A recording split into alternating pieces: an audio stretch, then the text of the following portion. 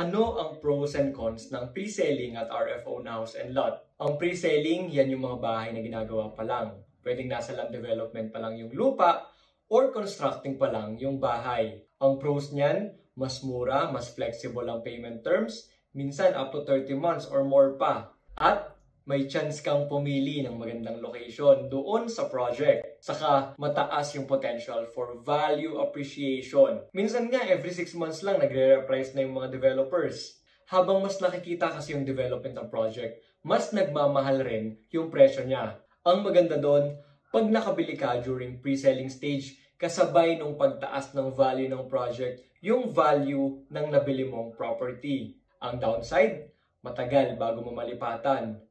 Kahit gusto mo nang tapusing bayaran yung equity or down payment, since hindi pa constructed yung bahay, di mo pa siya malilipatan. And may risk din na ma-delay ang turnover. Maraming factors kung bakit na-delay ang turnover. On the other hand, yung RFO, constructed na yung bahay at pwede mo nang tirahan agad. Although syempre, may mga process pa rin to move in. Pero as soon as fully paid mo na yung equity and the process na yung financing ng remaining balance, and yung mga need na i-process ng developer, makakalipat ka na.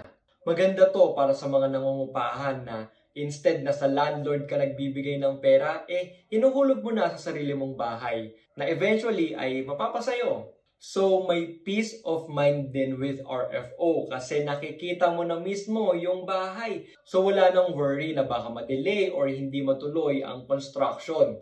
Ang downside, maliban sa mas mahal na yung presyo ng property, dahil nga sa hindi mo na dinala yung risk na baka hindi siya ma-construct, nag-appreciate na rin yung value ng lupa from the time na pre-selling pa lang siya.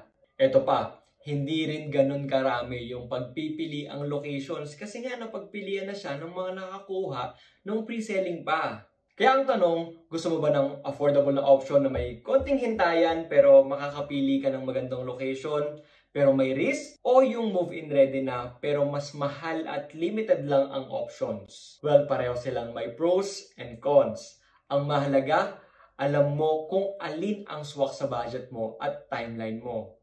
Hanggang sa muli, sana nakatulong itong video na to.